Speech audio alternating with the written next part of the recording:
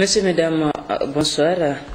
Nous ouvrons cette édition par ce communiqué du ministère des Affaires étrangères suite au communiqué en date du dimanche 14 décembre 2014 relativement à l'accident intervenu à Tilili dans la Walia de Gardaya, Algérie, entre un autocar transportant nos compatriotes en cours de rapatriement et un camion. Le ministère des Affaires étrangères, de la coopération, de l'intégration africaine et des Nigériens à l'extérieur et le ministère de l'Intérieur, de la Sécurité publique, de la décentralisation des affaires coutumières et religieuses informent l'opinion publique de la liste nominative des victimes de cet accident survenu le dimanche 14 décembre 2014 à l'aube.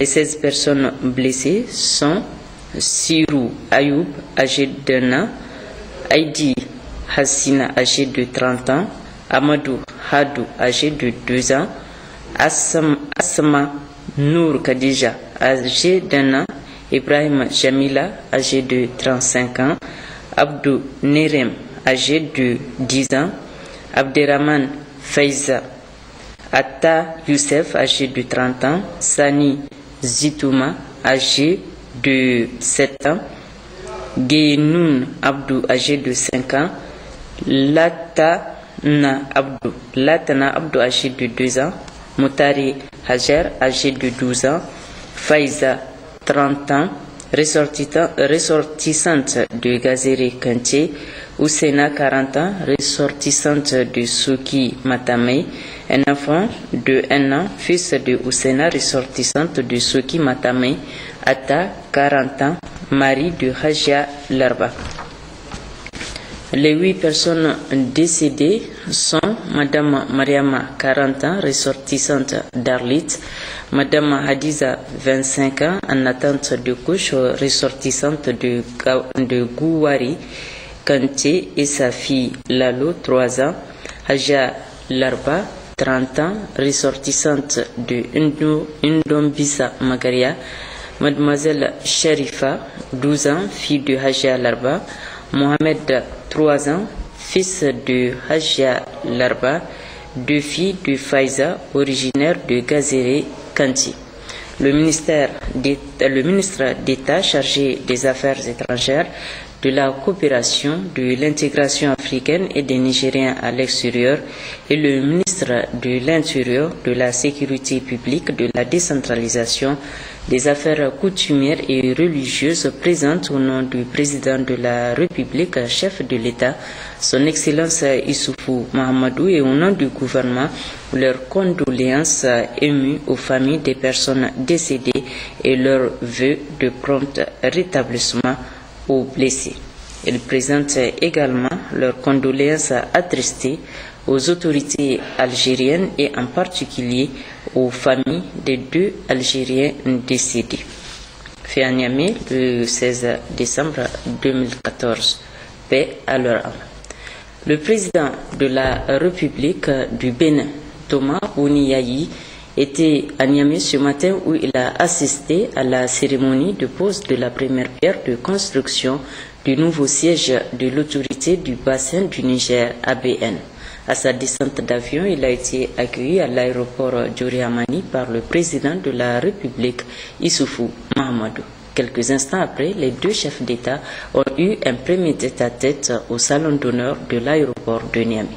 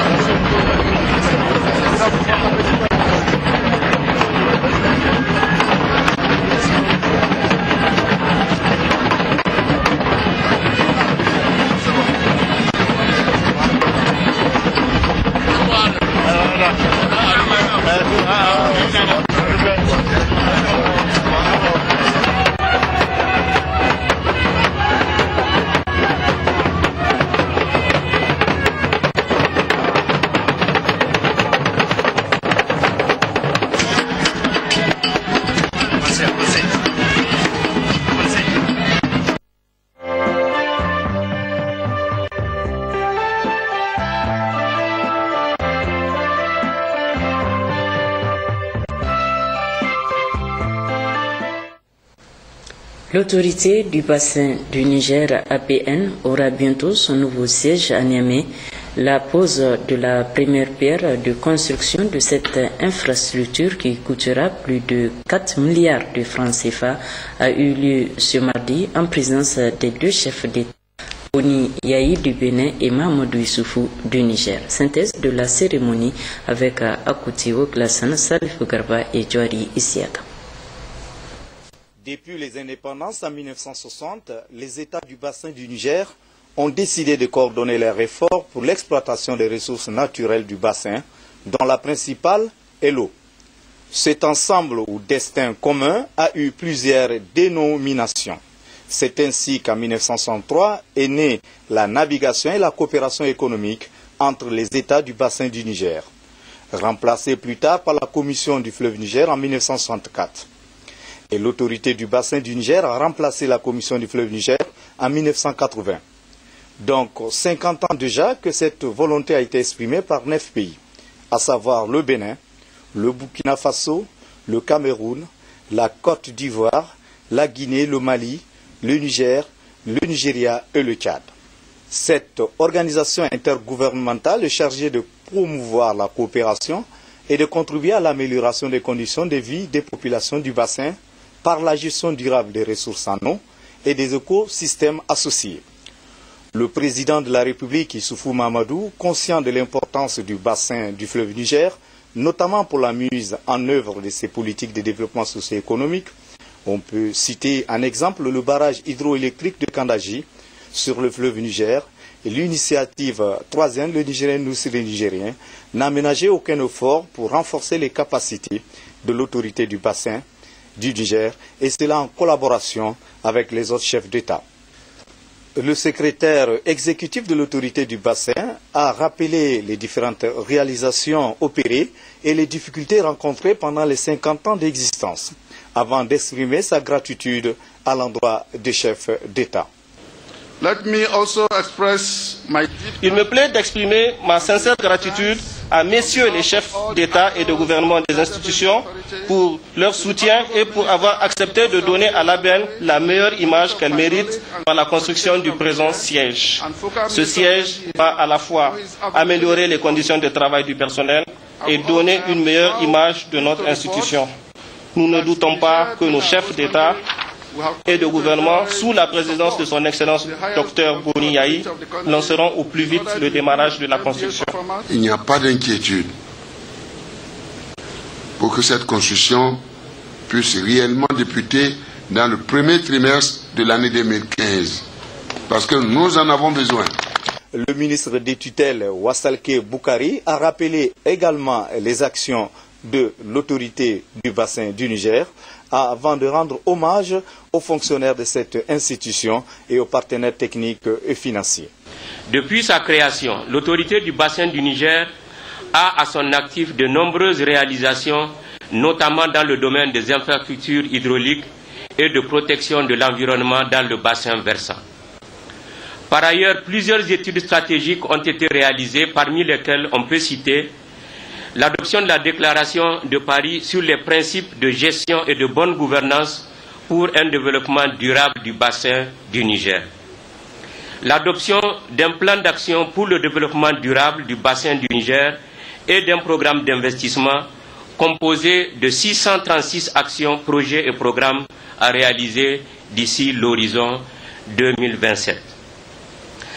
L'adoption d'une charte de l'eau du bassin du Niger, instrument juridique qui définit les principes de gestion et de bonne gouvernance ainsi que les droits et obligations qui en découlent. Cette charte est entrée en vigueur le 19 juillet 2010. La contribution à la réalisation des études pour la construction des barrages de Kandaji au Niger et de Fomi en Guinée. Je voudrais saisir l'opportunité qu'offre cette belle cérémonie pour féliciter en votre nom à tous et encourager les fonctionnaires de l'autorité du bassin du Niger ainsi que le secrétaire exécutif pour leur engagement, leur dynamisme et leur clairvoyance qui nous ont permis d'initier de nouveaux projets en vue d'atteindre la mission assignée à l'autorité du bassin du Niger. je voudrais également renouveler au nom de l'ensemble des chefs d'État et de gouvernement de l'autorité du bassin du Niger, renouveler nos sincères remerciements à tous les partenaires techniques et financiers pour leur appui constant, sans lequel nous n'aurions certes pas atteint les objectifs assignés à notre organisation. Le président de la conférence de chefs d'État des pays membres a saisi cette occasion pour remercier le président Mahamadou Issoufou pour son engagement personnel dans la construction de ce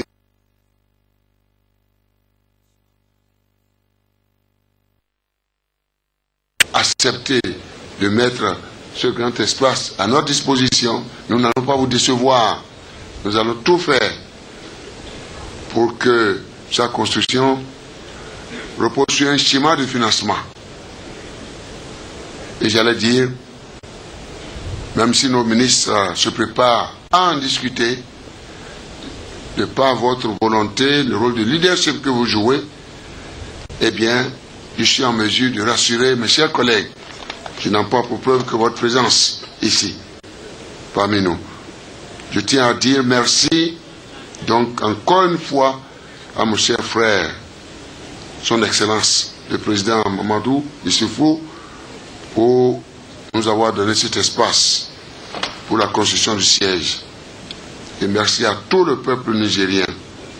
Je voudrais également remercier nos partenaires techniques, partenaires financiers, partenaires au développement, avec un accent particulier à la Banque mondiale, l'Agence française de développement, la Banque africaine de développement, l'UEMOA, la BOAD, etc. Vient alors le moment tant attendu, la pose de la première pierre. Le président Yahi Boni du Bénin et Issoufou Mahamadou du Niger ont procédé ensemble à la pose de cette pierre, signe du début de construction des nouveaux édifices devant abriter le siège de l'ABN. Ensuite, s'en est suivi une explication détaillée du bâtiment aux deux présidents. Retenons simplement que ce serait un bâtiment à 4 étages avec 125 bureaux. Juste après cette cérémonie, le président de la République Issoufou Mahamadou et son hôte se sont retrouvés pour échanger sur plusieurs questions d'intérêt pour les deux pays.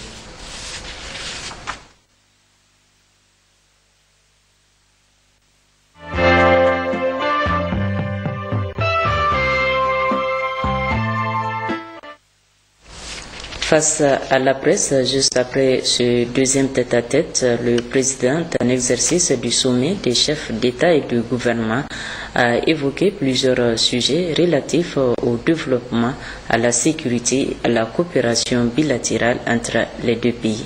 Le président Boni Yahi. C'est un grand jour pour nous dans nos relations bilatérales et au cœur des relations qui régissent notre sous-région également, notre continent et le monde. D'abord, notre présence ici, je crois qu'on s'est exprimé longuement vient de cette cérémonie qui marque la pose de la première pierre, la construction du siège de l'autorité du bassin du Niger. On s'est prononcé, nous avons dit ce que nous pensons de cela, de cet outil d'intégration sous-régionale pour nos pays, parce que, vu aujourd'hui les nombreux défis qui nous attendent, nous sommes tenus d'être ensemble. Nous sommes tenus d'être ensemble, et le fait d'avoir créé, entre autres, l'ABN, constitue, si besoin en était encore, notre volonté vraiment de renforcer notre marche vers la paix, la stabilité, la sécurité, et vers également la prospérité pour nos peuples. Ce que nous avons fait avec l'ABN, ça fait 50 ans. Si vous avez vu, beaucoup de choses ont été faites. Et ce qui est en train de faire, mais en ce moment, les méga projets qui ont été lancés, le président m'a parlé d'ailleurs de ce projet de barrage hydroélectrique d'Angadi, n'est-ce pas, d'un coût total de 500 milliards à but multiple, certainement avec possibilité de donner de l'eau à boire à l'homme de produire l'électricité et de promouvoir, j'allais dire, la culture irriguée, donc l'agriculture irriguée, etc., etc. Voici une institution aujourd'hui qui absolument a besoin de prendre un nouvel élan. Donc avec ce siège-là, n'est-ce pas, qui sera bâti sur un espace que le président a mis à notre disposition, je pense que c'est historique. Et nous sommes décidés, donc on en a parlé, aussitôt après la cérémonie que nous venons d'organiser, et notre volonté vraiment d'aller de l'avant. Je voudrais vraiment, du fond du cœur, remercier le président Issoufou, président de la Commission du Niger, franchement, du fond du cœur. Pourquoi? Parce que il est un homme de développement. Hein? C'est vrai, nos chers collègues, chacun se cherche, mais il joue un rôle de leadership dans la quête de la prospérité pour nos pays.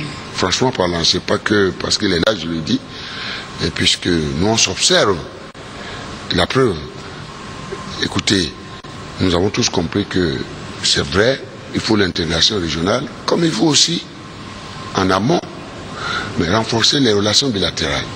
Et déjà, ce que nous pouvons faire à deux, n'est-ce pas, au niveau des deux pays, par le Niger et le Bénin, par exemple, c'est un exemple que je prends. Si c'est faisable entre nous deux, mais faisons cela par le principe de subsidiarité. Au lieu de dire nous allons transférer ces activités-là, par exemple, au niveau d'autres, comment dirais-je, structures ou institutions communautaires. Je voudrais vraiment remercier le président, mon cher frère, et nous avons décidé que très bientôt, certainement vous allez apprendre ça par voie de presse, les deux gouvernements vont se réunir au niveau des ministres autour des thèmes qui répondent vraiment aux préoccupations quotidiennes de nos populations. Donc ce que nous appelons le Conseil des ministres conjoints entre le Niger, le gouvernement nigérien et le gouvernement béninois. C'est le même peuple. Ensemble, nous sommes plus forts. Et sur des questions, vous aurez l'occasion, comment dirais-je, de suivre cela, franchement parlant, au-delà de tout. Des questions, comment vous pouvez parler du développement si on ne règle pas la question de l'énergie, par exemple. Nous pouvons, on vient de parler de ce barrage hydroélectrique, ce qui est important. Mais il n'y a pas que ça, nous en avons besoin. Qu'on aille vers d'autres énergies renouvelables, etc. Les questions liées au transport, c'est très important également. La preuve, avec le président et nos chers collègues de Côte d'Ivoire et de Burkina, du Togo, nous avons lancé ce que j'ai appelé la boucle ferroviaire. Donc il va quitter par exemple Abidjan et passer par Ouaga, Niamey, Parakou, Cotonou, Lomé, par exemple. Vous voyez? J'ai parlé, disons, des routes, du réseau routier. L'autoroute, c'est vrai, c'est au niveau de la CEDEAO, là. Mais, pendant que je suis en train de parler de nos relations bilatérales, nous voulons, au-delà de l'autoroute qui va relier, j'allais dire Lagos à Abidjan, en passant par Cotonou, Lomé, ce qui relève, disons, de la compétence, disons, de la CEDEAO. Mais avec le président, nous voulons accélérer le rythme de mise en place de ce tronçon qui nous lie et qui a existé depuis. Par exemple, dans le cadre de l'OCBN. Donc, vous voyez aujourd'hui, moi, de plus en plus, à voir que je vis au Niger, mais Niamey change de peau neuve. Bon, j'ai l'occasion d'aller à l'intérieur et je suis convaincu que l'intérieur est en train de changer également. Donc, cette boucle, ce tronçon de la boucle ferroviaire qui va relier Niamey, Parakou, Cotonou, Lomé, devient une réalité. D'abord à partir, disons, de Niamey. Et nous allons continuer comme ça. Donc, voilà ce que je voulais vous dire. Les questions de développement ont été au centre de notre discussion. D'abord bilatérale, sous-régionale, continentale, et même les questions à la gouvernance mondiale. les affaires qui nous concernent. Nous avons besoin de nous parler. Je crois que c'est dans ce cadre-là que vous avez dû constater, on a mis du temps, mais on n'a parlé que de l'amélioration des conditions de vie de nos populations. Et entre le Niger et le Bénin, les relations sont au beau fixe. C'est pourquoi je voulais vraiment terminer en souhaitant, franchement parlant, la réussite à la tête de l'État du Niger, à mon frère, mon cher frère, le président Issoufou, et il en sera ici au nom de Allah, et de lui demander, Dieu Tout-Puissant, de le bénir, la première dame, parce que nos chers mamans jouent un rôle important à nos côtés, discrète mais comme efficace, de bénir le gouvernement nigérien, le peuple nigérien, et nos peuples également, toute la sous-région, parce que nous en avons besoin pour aller de l'avant, et dans notre quête de renforcement de la paix, de la stabilité, de la sécurité et de la prospérité de nos peuples.